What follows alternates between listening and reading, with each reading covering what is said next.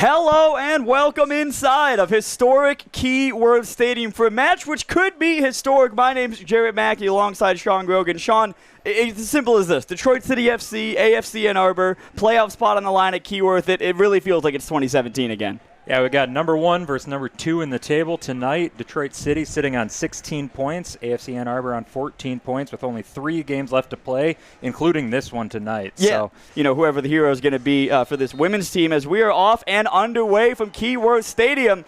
Ann Arbor getting us started going from right to left. LaPointe's been unreal. I was talking to Dave DeWahey before the season started, and there was sort of a question mark about, who was going to play between the sticks for Detroit City. As that shot comes in and just wide of that far post. Should maybe be in the conversation. Yeah, that's all. It's obviously up to the fans. That one's going to come in across, and it kind of skipped past everybody. Mira Webster had it covered, but the way that she was kind of angled to it, not sure if she could have got a touch if it was on target. Good touch in there by Sophia Morgan, who's sort of a new face in the middle of the park for Detroit City. Tatiana Mason unavailable tonight. Sort of a miscue here from Detroit City, though. That one comes across the face of goal, but to nobody. And that one's going to go out for an Allison LaPointe goal kick. Drew Martin, Hannah Crum, and Ella Karolak on this one. 3 players standing over this dead ball.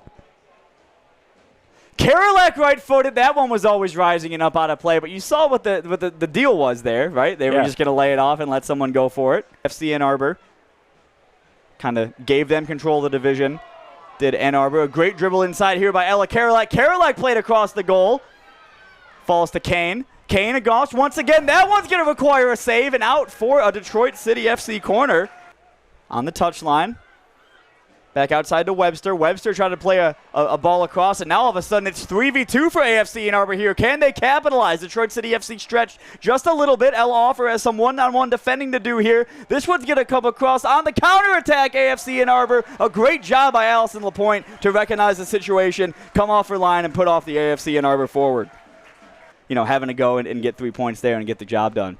Yeah, that one's played over the top, but...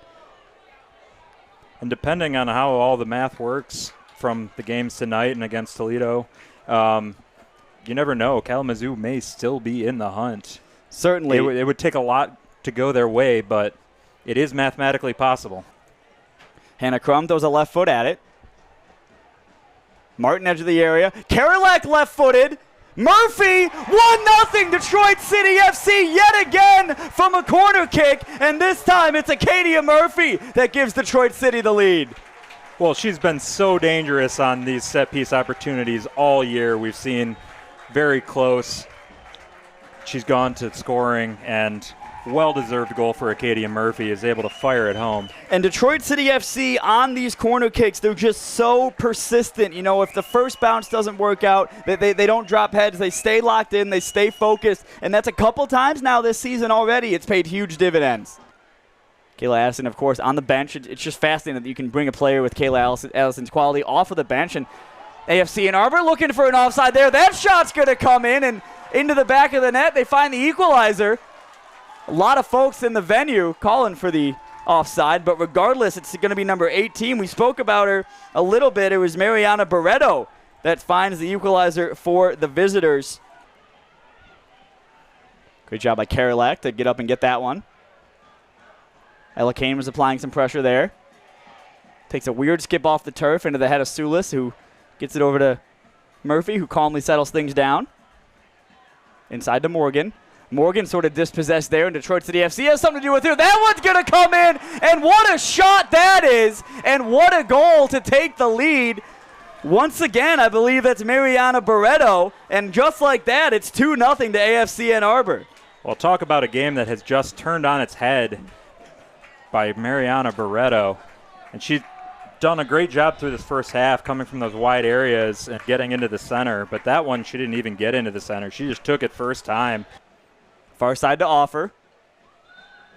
And there is the halftime whistle. AFC Ann Arbor 2, Detroit City FC 1. Sean, that first half was about everything we needed it to be in terms of excitement for how big of a game this is for both of these teams.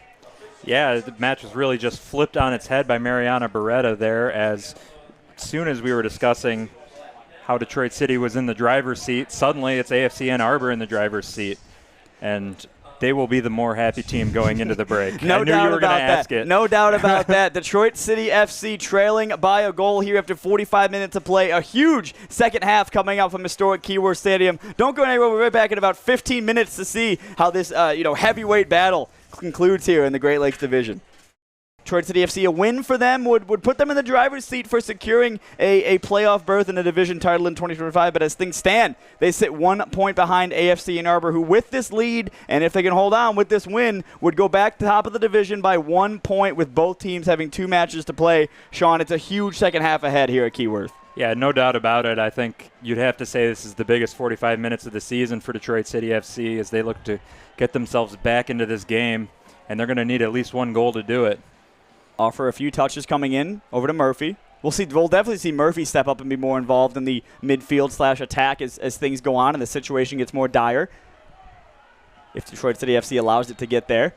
Be a free kick in a dangerous position here for Detroit City. Nicely in the center. Not too far away from where Hannah Crum would have scored against Midwest United, though, at home a couple weeks ago. Does kind of look like she's lining up to take a shot. Hannah Crum left-footed, goes forward. It's up and over.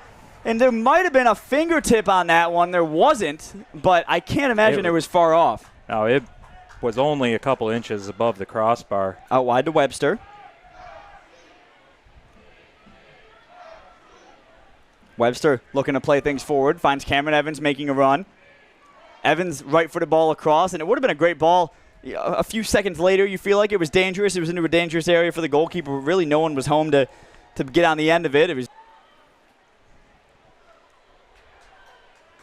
Detroit City FC is going to win it back now. Barron left-footed, and Preby was down to her right, and she needed to be because it wasn't, not the most powerful strike from Lisa Barron, but it was well-placed and well-placed enough to have to force a save out of the AFC Ann Arbor goalkeeper, which has been a rare sight tonight. Looking for her third, perhaps, Maria Barreto was charging forward there. Kayla Addison's going to really have her first important touches here. Kayla Addison running at speed.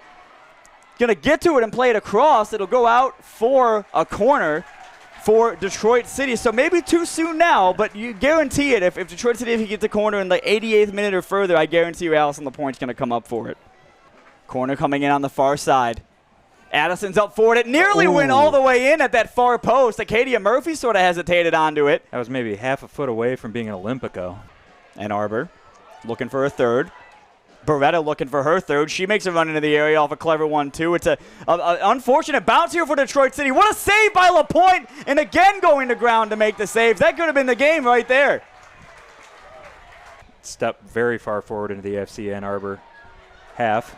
Karolak left-footed. Out of play and up against the ad board. So officially here into the 90th minute from Keyworth Stadium. Just stoppage time remains now for Detroit City if they can get anything out of this. Offer on this near side. It'll be a left-footed ball into the box. Everybody on the far post cleared off the line. And again off the crossbar, the post rather. Murphy a foot at it. Still with Detroit City FC. Barron, Addison. Calls for a handball somewhere in there, but they're not going to get it. 3 saves there from AFC Ann Arbor, 3 clearances, and that'll be enough to claim all 3 points for the visitors. That win cannot be, overstated how huge of a victory that is for the visiting AFC Ann Arbor, Sean. Yeah, and now if Detroit City FC is going to top this division, they're going to need a little help along the way. They're going to need AFC Ann Arbor to drop some points in one of their next 2 games.